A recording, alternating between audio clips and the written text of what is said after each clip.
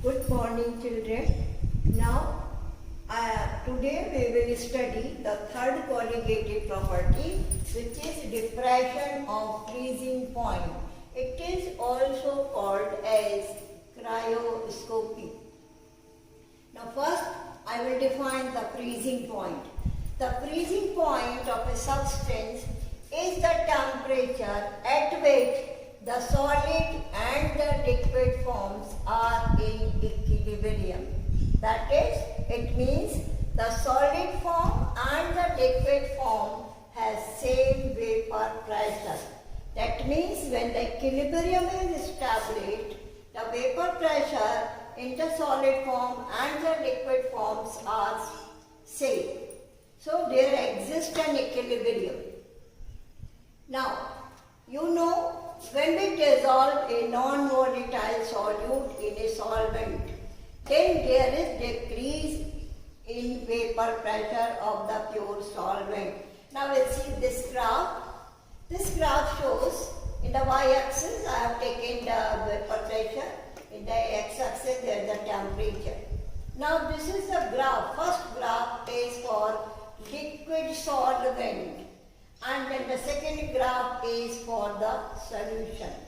A pure liquid solvent has a constant vapor pressure, and this TA is representing the freezing point of the solvent.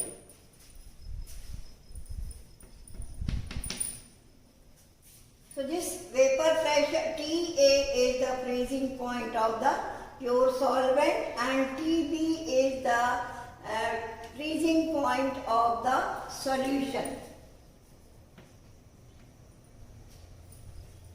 So now first the liquid solvent freezes at the higher temperature comparative to the solution, because when we dissolve a non-volatile solute, then there is the decrease in the vapor pressure, and this graph will shift here due to decrease in vapor pressure, because vapor pressure decreases, and that's why this graph will also decrease.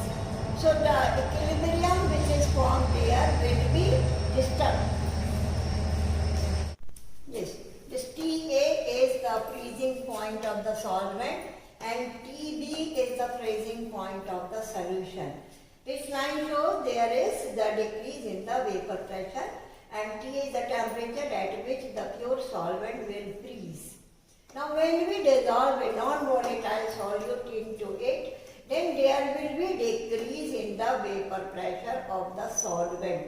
So for the solution, this graph will shift here because there is decrease in vapor pressure. So a solution has lower vapor pressure than pure solvent, so the equilibrium will be disturbed. And again, because you know the equilibrium is a natural process, again the equilibrium will be established.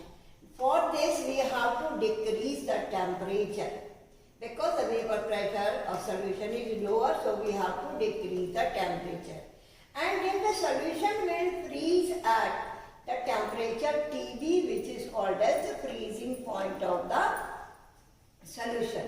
So according to this graph, a solvent has higher freezing point than a solution. That's why it is called as depression of freezing point. In elevation point, there is the increase in the temperature, and that's why that was called as elevation in boiling point. Because here solution is having the lower freezing point, and that's why this is called as depression of freezing point.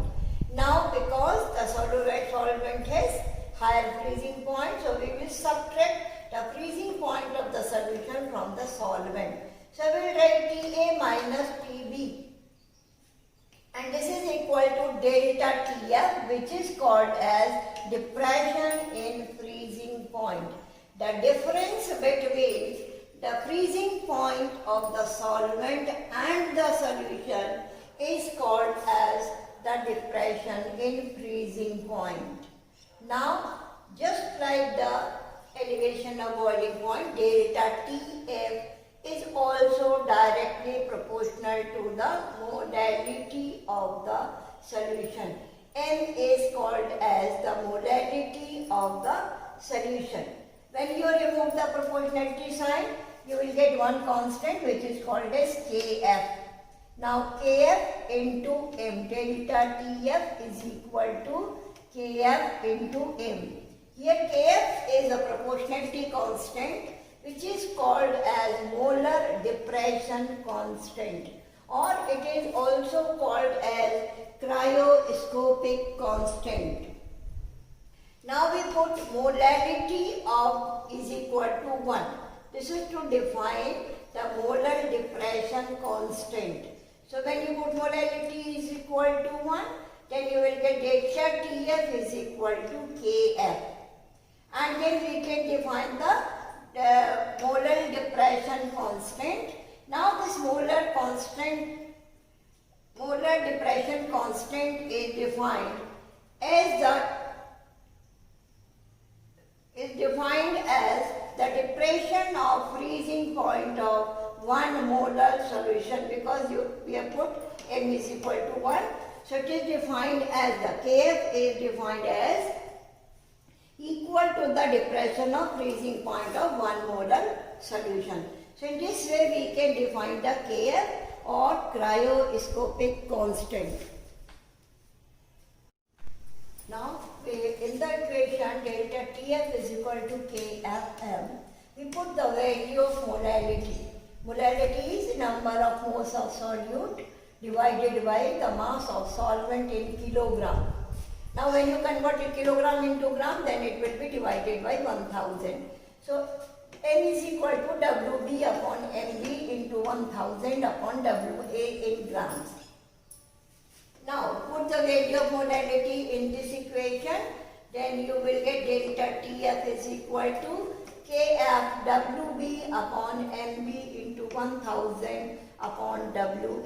Here delta Tf is depression in freezing point, Kf is molar depression constant, Wb is the mass of solute, Mb is the molar mass of the solute, and then Wa is the mass of solvent in grams.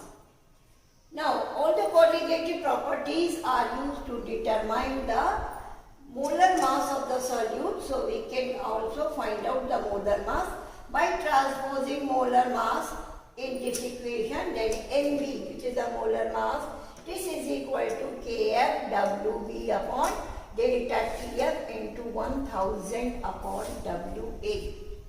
So many times this equation is used to determine molar mass. But one of the important variable is here, which is Wb, which is the mass of solute. This mass of solute is directly proportional to the depression in freezing point.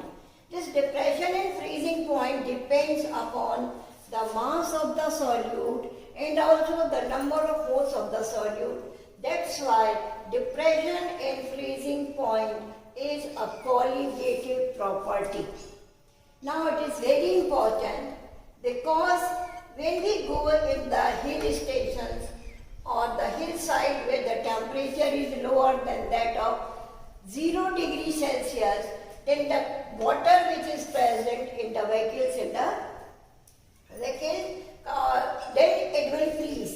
And that's why some substances are mixed into water to decrease its freezing point. And that can be calculated by using this Wb. For example, in the radiator of car, if the capacity of car is 10 liter, then we can calculate how much antifreeze material is required to depress the temperature of freezing point, even for, we can write for the minus 10 degree Celsius or 10 degree Kelvin. Then you know the Kf for water will be given. So we can calculate how much antifreeze material is required. That can be calculated by using this equation, because the water has the density of 1. So when the capacity of radiator is 10 liter, then it is equal to 10 kg. So we can write for the 10 kg, and the molar mass of antifreeze material can be determined from its formula. So we can find out the value of Wb.